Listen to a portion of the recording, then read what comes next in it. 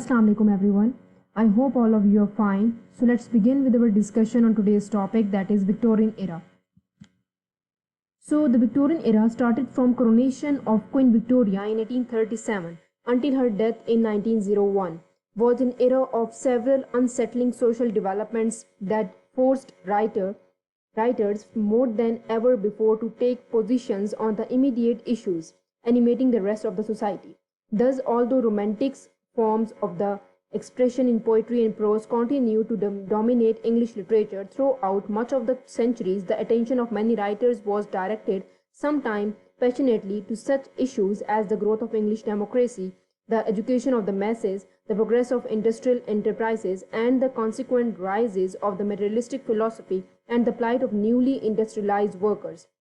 In addition, the settling of religious belief by new advances in sciences, particularly the theory of evolution and the historical study of the Bible, drew other writers away from the immemorable subject of literature into consideration of problems of faith and truth. Now, another genre in the field of or the era of Victorian era is basically non-fiction. The historian Thomas Babington Macaulay, in his History of England and even more in his critical and historical essay, expressed the complacency of the English middle classes over their new prosperity and growing political power. The clarity and balance of Macaulay's styles, which reflect his practical familiarity with parliamentary debate, stands in contrast to the sensitivity and beauty of the prose of John Henry Newman.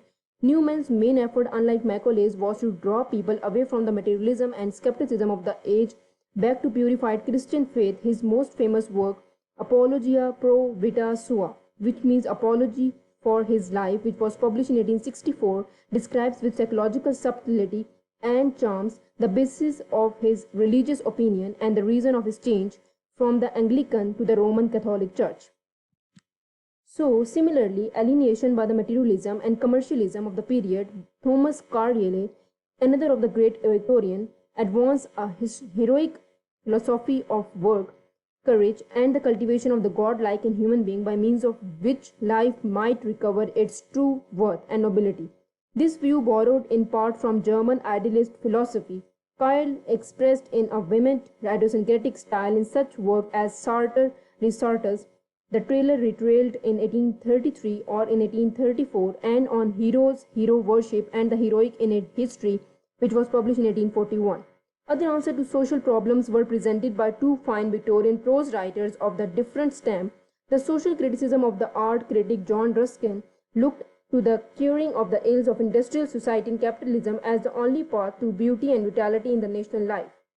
The escape from the social problems into aesthetic hedonism was the contribution of the Oxford scholar Walter Pater. Now, another genre in Victorian era is poetry. The three notable poets of the Victorian era or the age become similarly absorbed in social issues. A beginning as a poet of pure romantic escapism, Alfred Lord Tennyson soon moved on to the problem of religious faith, social change, and political power, as in Locksley Hall's The Elegy in Memorabilium in 1850 and Idylls of the King in 1859 to 1885. All the characteristic moods of his poetry, from brooding splendor to lyrical sweetness, are expressed with smooth technical mastery. His style, as well as his peculiarly English conservatism,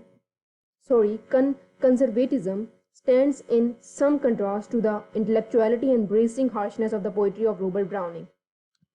Browning's most important short poems are collected in Dramatic Romances and Lyrics, which was published in 1841 to 1846, and Man and Woman in 1855. Matthew Arnold's the third of these mid-Victorian poets stands apart from them as more subtle and balanced thinker. His literary criticism on Essay in Criticism in 1865 and in 1888 is the most remarkable written in Victorian times.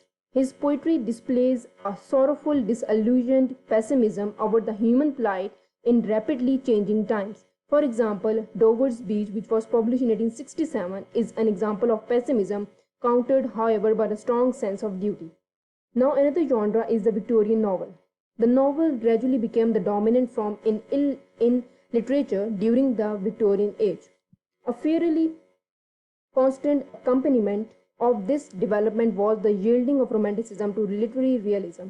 The accurate observation of the individual problems and social relationship, the close observation of restrict social milieu in the novel of the Jane Austen, early in the century, Pride and Prejudice, which was published in 1813, and Emma in 1816, had been a harbinger of what was to come.